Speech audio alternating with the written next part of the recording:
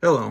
Today we're going to talk about the first Civil War, the Civil War that we are currently in, and for those of you that are thinking about succession in order to protect your constitutional right, we're going to talk about that too. So, here we go. First, I want to talk about the first Civil War. We have to understand that the first Civil War, 620,000 Americans died during the first Civil War. 2% of the population. Now, for every one person that died in battle, 5 died of disease, sickness, illness of some kind. Now, you break that down in today's numbers, let's say only 2% of the population die during battle. Let's see here, that's 6.5 million Americans. Now, a lot more will die from disease because we have people that rely on medication to stay alive. We didn't have that back then. We have that now. So if people can't get their insulin, their heart medication, a lot more are going to die from illness when this Civil War breaks down into mass violence in the street, which it's going to. I do not see any off-ramp. There's no out. It's only a matter of when. So with that aside,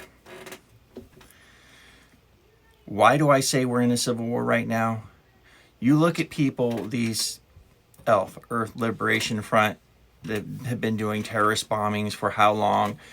Antifa, who are anti-fascists, yet they go down the street and they beat people and they block streets, and if you disagree with them, they beat you. I'm pretty sure that's definition of fascism, but you know, who am I? So then you look at the coup that I would like to say that it's an attempted coup, but it's still ongoing. I mean, it is a legitimate coup against a sitting president. Now, you may not agree with Trump, disagree, agree. The fact of the matter is, he is the president of the United States. He is commander-in-chief. Now, these people have made up lies, illegal investigations, illegal warrants. They lied to get these warrants in court. Judges aren't doing anything about these people that lied on these FISA warrants. We have the media, Democrat Party, and the FBI working together in a coup against a sitting president.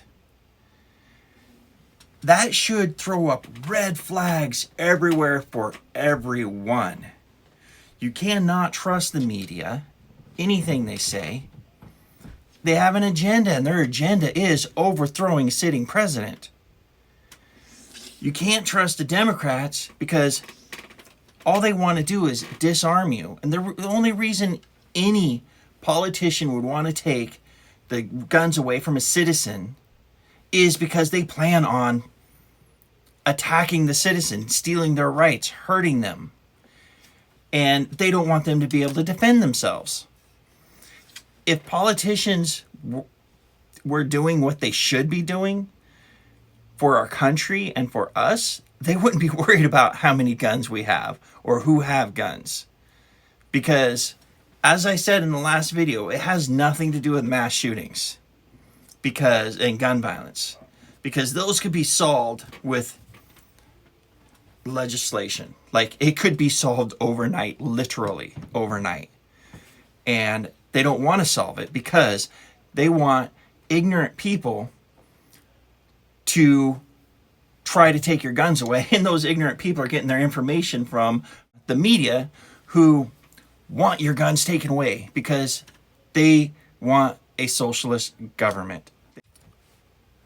Then we have the fact that we're supposed to have equal protection under the law, and we don't. The rich have more rights, more protection under the law.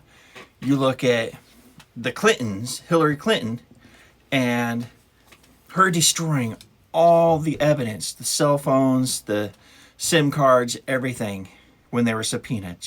They literally smashed it with hammers. If that's not obstruction of justice, I don't know what is. People have been put in prison for less than that. She's technically a felon. She just got away with it because she was involved in this coup. There's multiple reasons that we need our gun rights, and there's multiple reasons that every American should have their gun rights. And I'm talking every American. And once again, I'm going to address you Second Amendment pretenders out there. Once again, there's millions of felons out there that have their gun rights stolen from them. And a bunch of you are about to go on this march in Virginia and commit felonies. Good luck with that. Now, I believe the reason that the current civil war, and again, it is a current civil war, it has been violence on the street. You look at, like I said, Antifa on the streets, Occupy Wall Street, all these protests, that is violence on the street. It just hasn't broken down to what people think an outright civil war is going to be. Now, I have a few theories on that.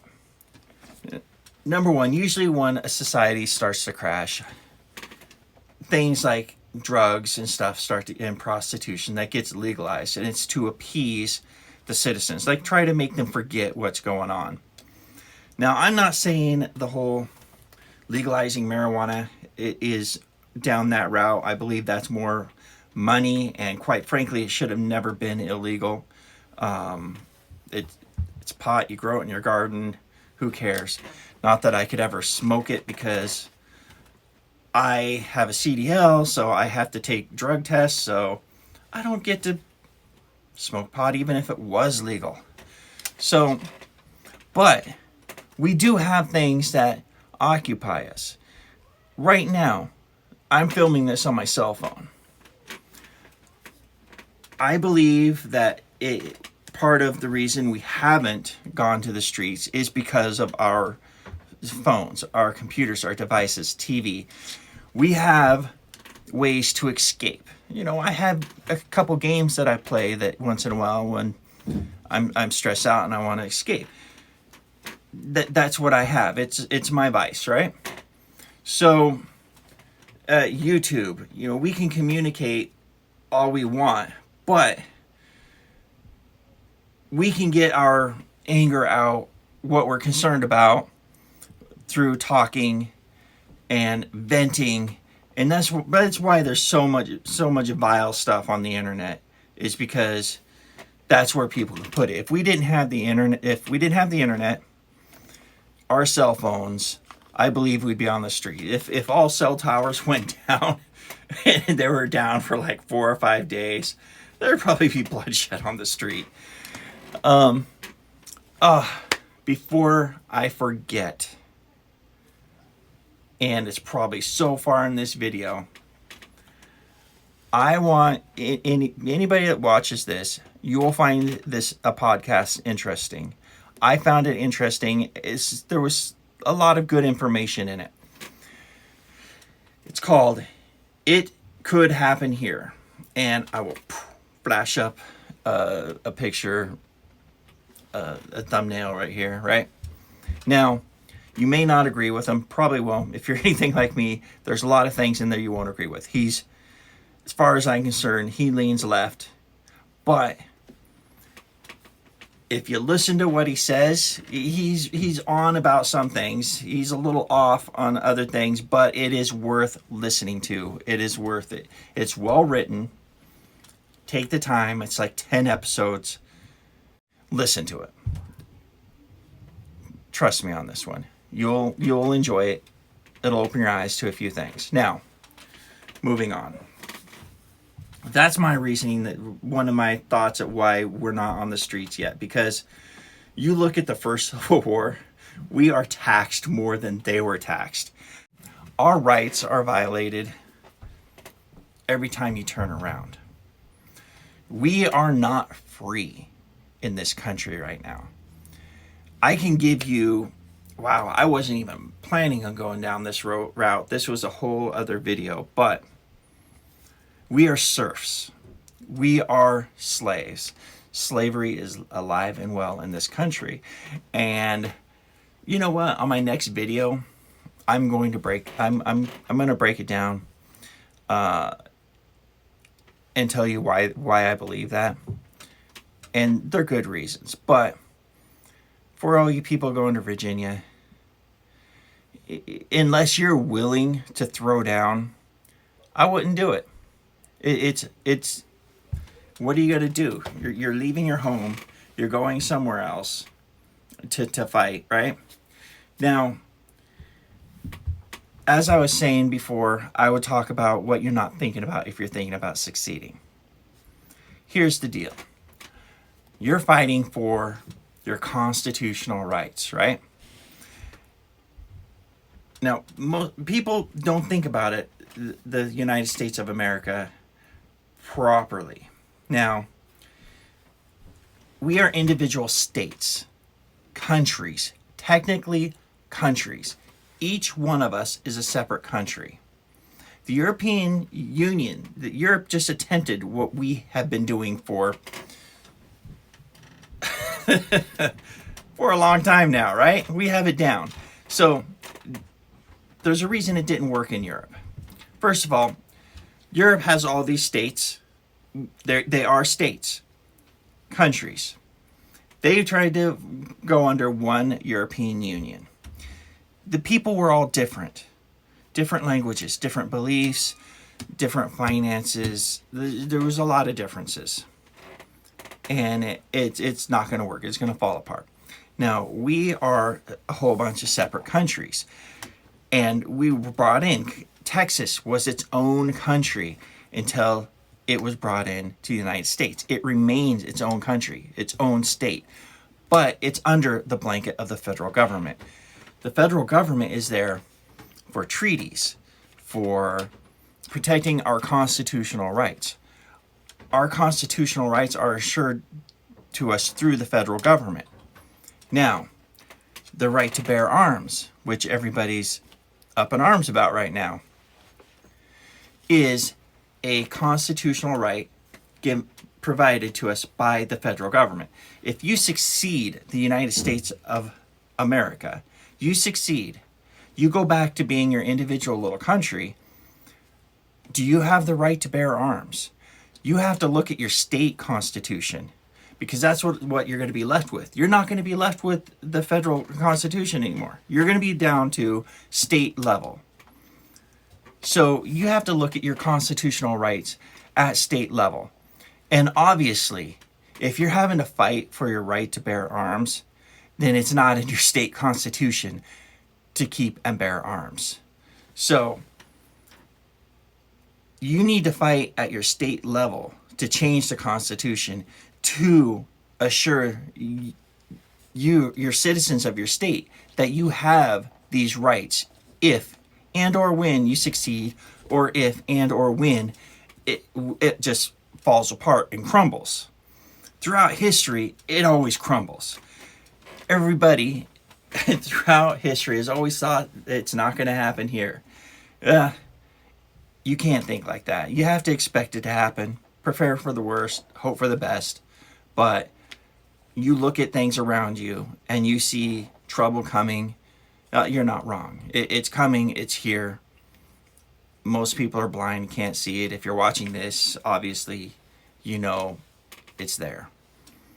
So if you're going to succeed, you need to work on your state level. You need to take care of your home front, your home, your state militias, the citizens of your state. Now, right now, there's a problem. We have a problem with the cities. Most of the anti-constitutionalists, anti-freedom, most of these people live in cities, and there's a bulk of them. Again, listen to It Could Happen Here. All 10 episodes. It's worth your time. So I'm not going to get into it. I'm going to count on you listening to that podcast. My next episode, I'm going to make these short as possible. My next episode, I'm going to talk about the illusion of freedom that we have, because it is an illusion. And I'm going to break down all of the reasons I believe this, and you can make up your own mind. But you know what? That's the end of this video. So like, subscribe, thumbs up, comments. I love comments. Let's talk. Till next time. Bye.